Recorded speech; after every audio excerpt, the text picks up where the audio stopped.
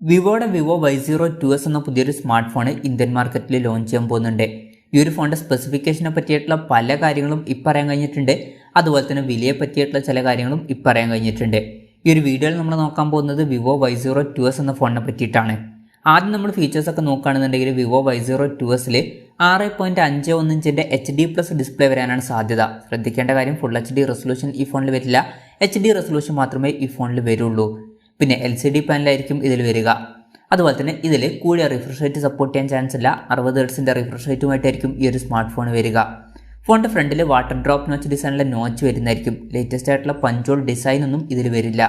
അപ്പോൾ display features നമ്മൾ മൊത്തത്തിൽ നോക്കുകയാണെന്നുണ്ടെങ്കിൽ വളരെ ബേസിക് ആയിട്ടുള്ള ഡിസ്പ്ലേ ഫീച്ചേഴ്സ് മാത്രമേ ഈ ഫോണിൽ വരാൻ ചാൻസ് ഉള്ളൂ. പക്ഷേ ഒരു കാര്യം എന്താ വെച്ചാൽ ഈ ഫോൺ 9000 രൂപ പ്രൈസ് റേഞ്ചിലായിരിക്കും വരിക എന്നാണ് ഇപ്പോഴുള്ള റിപ്പോർട്ടുകൾ പറയുന്നത്. ആ ഒരു പ്രൈസ് റേഞ്ചിൽ ഒരു ഓഫ്ലൈൻ ഫോൺ ആണ് എന്നുള്ള കാര്യം കൺസിഡർ ചെയ്യുമ്പോൾ ഇത് അത്യാവശ്യം തരക്കേടില്ലാത്ത ഡിസ്പ്ലേ ഫീച്ചേഴ്സ് തന്നെയാണ്. പിന്നെ ഈ ഫോണിൽ ഫിംഗർ പ്രിൻറ്റ് സെൻസർ വരുമോ എന്നുള്ള കാര്യങ്ങളൊന്നും പറയാൻ കഴിഞ്ഞിട്ടില്ല. ഫോണിൻ്റെ വെയിറ്റ് വരിക ഏകദേശം 183 ഗ്രാം ആയിരിക്കും. തിക്നെസ് വരിക 8.19 mm ആയിരിക്കും. പിന്നെ ഫോണിൻ്റെ ബാക്കിൽ പ്ലാസ്റ്റിക് ബാക്ക് ബോഡി ആയിരിക്കും വരിക. ഈ ഫോണിൻ്റെ 2 കളർ വേരിയൻസ് ലോഞ്ച് ചെയ്യാനാണ് സാധ്യത, ഫ്ലൂറൈറ്റ് ബ്ലാക്കും അതുപോലെ തന്നെ വൈബ്രൻറ്റ് ബ്ലൂവും.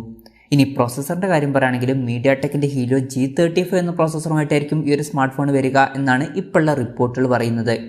9000 രൂപ പ്രൈസ് റേഞ്ചിൽ ഇത് അത്യാവശ്യം തരക്കേടില്ലാത്തൊരു പ്രോസസ്സറാണ് എന്നൊക്കെ പറയാവുന്നതാണ്. പിന്നെ വിവോയുടെ ഈ ഒരു ഫോണ് ഒരു ഓഫ്ലൈൻ ഫോൺ ആയിരിക്കാനാണ് സാധ്യത. ഓഫ്ലൈൻ മാർക്കറ്റിൽ 9000 രൂപ പ്രൈസ് റേഞ്ചിൽ ഈ ഒരു പ്രോസസ്സർ വരികയാണെന്നുണ്ടെങ്കിൽ അത് വളരെ നല്ലൊരു കാര്യമായിരിക്കും. ഓഫ്ലൈൻ മാർക്കറ്റ് മാത്രം നോക്കുകയാണെന്നുണ്ടെങ്കിൽ ഇത് ബെസ്റ്റ് ആയിട്ടുള്ള ഒരു പ്രോസസ്സർ എന്ന് പറയേണ്ടി വരും. പിന്നെ ഈ ഫോണിൽ 3 GB റാം വരാനാണ് സാധ്യത. 32 GB ഇൻറ്റേർണലും ഇതിൽ വന്നേക്കാം. മെമ്മറി എക്സ്പാൻഡ് ചെയ്യണമെന്നുണ്ടെങ്കിൽ മെമ്മറി കാർഡ് സ്ലോട്ട് ഈ ഫോണിൽ വരുന്നതായിരിക്കും. 3.5 mm ഓഡിയോ ജാക്ക് ഈ ഫോണിൽ വരും. ആൻഡ്രോയിഡ് 12 ബേസ് ആയിട്ടുള്ള ഫൺ ടച്ച് സോഫ്റ്റ്വെയറുമായിട്ടായിരിക്കും ഈ ഒരു സ്മാർട്ട് ഫോൺ വരിക. ക്യാമറയുടെ കാര്യം പറയുകയാണെങ്കിൽ ഫോണിൻ്റെ പിന്നിൽ സിംഗിൾ ക്യാമറ ആയിരിക്കും വരിക. ഫോണിൻ്റെ പിന്നിൽ 8 MP ക്യാമറയും അതുപോലെ തന്നെ ഫ്രണ്ടിൽ 5 MP സെൽഫി ക്യാമറയും വന്നേക്കാം. ഈ ഫോണിൽ 5000 mAh ബാറ്ററി വരാനാണ് സാധ്യത. പക്ഷേ ഫാസ്റ്റ് ചാർജിങ് സപ്പോർട്ടൊന്നും വരാൻ ചാൻസ് ഇല്ല. മിക്കവാറും 10 വാട്ടിൻ്റെ ചാർജിങ് സ്പീഡുമായിട്ടായിരിക്കും ഈ ഒരു സ്മാർട്ട് ഫോൺ വരിക. 9000 രൂപ പ്രൈസ് റേഞ്ചിൽ ഫാസ്റ്റ് ചാർജിങ് സപ്പോർട്ട് ഇല്ലാത്തത് വലിയൊരു കംപ്ലയിൻ്റ് ആയിട്ട് പറയാൻ പറ്റില്ല, പ്രത്യേകിച്ച് ഇതൊരു ഓഫ്ലൈൻ ഫോൺ ആയിരിക്കും എന്നുള്ള കാര്യം കൺസിഡർ ചെയ്യുകയാണെങ്കിൽ.